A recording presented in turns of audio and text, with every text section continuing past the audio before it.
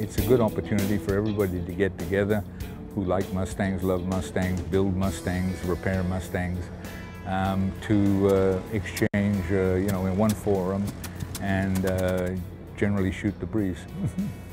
They really have helped keep the 51 alive. I don't know how many are still flying, but probably got the majority of them here. One thing that we all share, even though we have different careers and lifestyles and places to live, is that we all have a passion for this machine. It's awesome and a once-in-a-lifetime. I mean, we haven't seen this many since we were escorting bombers. You have more Mustangs here than I ever saw on a single air base. They're all there to make it look like it's the king of the sky, which it was. It's incredible to be around these guys that are legends and to be in the legend tent and have a World War II Triple Ace come up and compliment me on my show.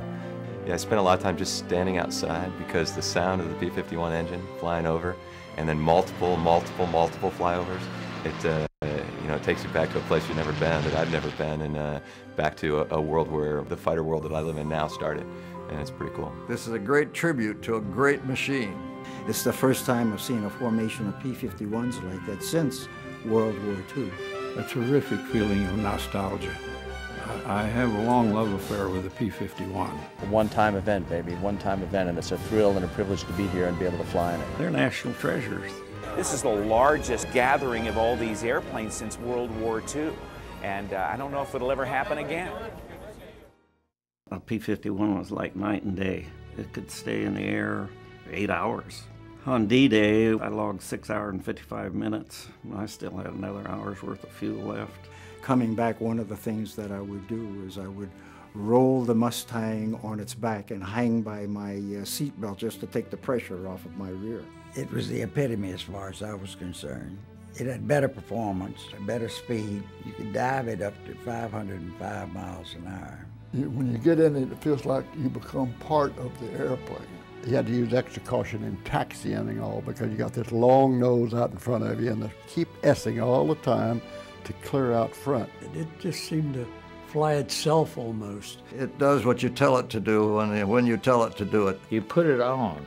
That long nose, you didn't see any more runway. When you hit the throttle, I pulled on up and I think I made my first turn. I was 10 miles in Mexico. I was so full of adrenaline, my feet were bouncing all over the rudder pedals and I could hardly steer it taxiing back to the base. It was just a beautiful plane to fly. It'll fly itself almost, really. Mustang was light on the controls, quick to pick up speed, climbed beautifully, and we just felt very good about it. It was big and powerful and heavy guns on it. It made a difference. You know, if I could go back to that time and be with these guys, I would do it in a heartbeat.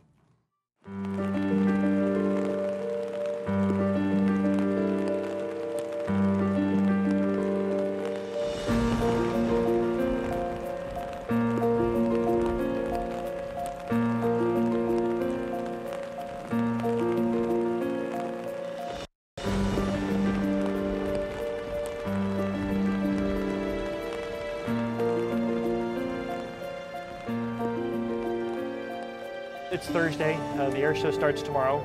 We can hear the thunder in the background. We had hoped for a clear day today. The forecast was pretty good. We got up this morning. It's not very good.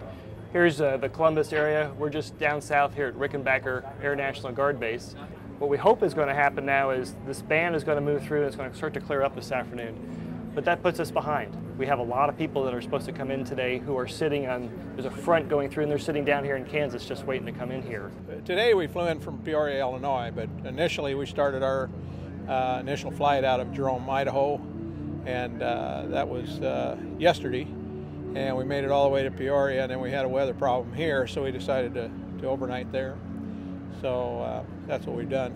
And we waited until the weather broke up here a little bit.